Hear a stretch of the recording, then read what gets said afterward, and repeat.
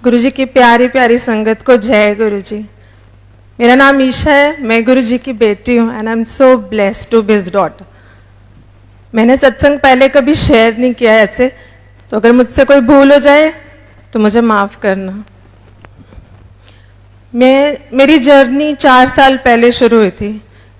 मेरी कज़न गुंजन मुझे जलंधर मंदिर ले गई थी। तब मैं गुरुजी के बारे में कुछ नहीं जानती थी। ऐसे ही उसने कहा यहाँ एक गुरुजी का मंदिर है, तुम चलो। तो मैं चली गई।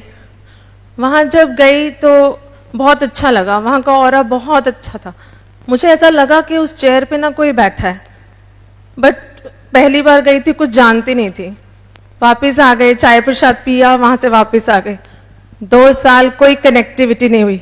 कभी नहीं पूछा कि कहाँ गई थी, गुरुजी कौन है, किसी कार पे नहीं पड़ा, कभी नहीं देखा। 2 साल बाद फेब में पापा के घर सत्संग हुआ। वहां से मेरी जर्नी स्टार्ट हुई, रियल जर्नी जिसको कहते हैं। जुड़े तो पता नहीं कितने जन्मों से हैं, पर जब से जाना तब से 2 साल। तो जब मैंने वहां दरबार में एंटर किया, मैंने वहां गुरुजी को एक झलक बैठे हुए देखा, तो मुझे तो कुछ हो गया। मैंने सोचा कि जो इंसान है ही नहीं वो दिखाई कैसे दे रहा है, वो पूरा साक्षात दिखाई कैसे दे सकता है। तो वो पूरे 2 घंटे का सत्संग में मैं सिर्फ यही सोचती रही। और कुछ फर्स्ट टाइम की जर्नी थी तो इतनी नॉलेज भी नहीं थी कि गुरुजी क्या हैं, कौन है।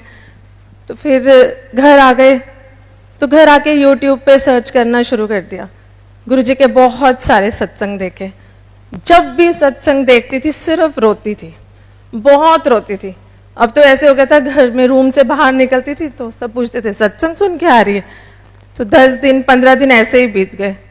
तो मैंने गुरुजी को कहा, मैंने कहा गुरुजी अगर मैं आपसे जुड़ रही हूँ, आपकी संगत बन रही हूँ, तो इतना रो क्यों रही हूँ। तो ऐसे ना अंदर से एक आवाज आई, कमांडर अंकल ने पूछ। तो मुझे नहीं पता था कि गुरुजी बात करते हैं, कोई टेलीपैथी होती है, पर मुझे फिर भी लगा पता नहीं मेरी आवाज है जो मुझे सुनाई दे रही है। तो मैंने अपने पापा को कॉल करके बोला, मैं कहा आप कमांडर अंकल का नंबर दे सकते हो मुझे। उन्होंने मुझे अंकल का नंबर दिया। मैंने अंकल को फ़ोन किया। मैंने कहा अंकल मुझे नहीं पता गुरुजी बात करते हैं कि नहीं, पर एक आवाज़ सुनाई देती है, कमांडर अंकल ने पूछ ले। तो अंकल से मैंने पूछा मैं इतना रो क्यों रही हूँ, मतलब I don't want to cry but I am still crying. तो अंकल ने कहा वैसे तो गुरुजी की संगत कभी ना रोए, पर शायद आपने जन्मों से अपनी फीलिंग्स किसी के साथ शेयर नहीं किए, शायद इसलिए आप रो रहे हो। वो आंसर भी गुरुजी का ही होगा जो अंकल के थ्रू मुझे मिला। वहाँ से मेरी जर्नी बढ़ी। बस धीरे धीरे धीरे धीरे मेरा रोना ज़रूर कम हो गया, पर मुझे गुरुजी की तरफ मेरी जर्नी बढ़ने लग गई। तो जैसे जैसे मैं यूट्यूब पे बहुत सत्संग सुनती रहती थी, सब कुछ था, तो मुझे एक दिन लगा कि क्यों ना गुरुजी का एक स्वरूप मैं अपने घर ले आऊँ।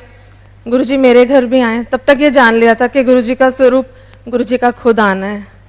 तो 3 जुलाई को गुरुजी को दिल्ली से यहाँ स्वरूप बना और मेरे घर पहुँचा। जब गुरुजी आए तो उन्होंने मुझे इतना ब्लेस किया, अमृत वर्षा हुई, जिसके बारे में सिर्फ यूट्यूब पे देखा था और सुना था, अपनी आंखों से नहीं देखा था।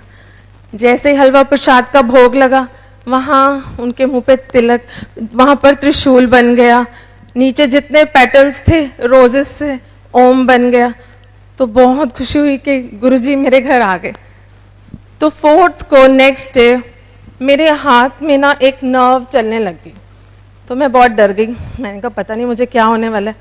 तो मैंने गुरुजी को कहा, मैं कहा गुरुजी 7th को आपका बर्थडे है, आपका बर्थडे होने दो, फिर कुछ हो जाए। पर ये पता नहीं क्या चीज़ है, सबको दिखाया घर में तो सब बोल रहे डॉक्टर को दिखा लो। तो मैंने एक ना वीडियो बना लिया उसका। तब पता नहीं था कि मुझे लगा ये बंद हो गया तो मैं डॉक्टर को क्या दिखाऊंगी। तो पूरा दिन वो चलता रहा, बड़ी परेशान होगी पता नहीं क्या हो रहा है। तो नेक्स्ट डे वो बंद हो गया। और जब बंद होने से थोड़ी देर पहले मुझे एक आवाज़ सुनाई दी, जदों टैटू बनवाने हो तो दर्द नहीं होता, जो मेरा ओम बन रहा है तो तेन दर्द हो रहा है। तो मुझे समझ आ गया कि कुछ तो है। तो मैंने अपने हाथ में देखा तो वहाँ एक पूरा ओम बन गया जो आज भी है। गुरुजी ने मुझे मेरे हाथ में ही ओम ब्लेस कर दिया। इससे प्यारी ब्लेसिंग्स मुझे नहीं लगता मुझे कभी मिल सकती है। वैसे मेरी जर्नी तब से और बढ़ती चली गई। फिर 7th को गुरुजी का बर्थडे आया।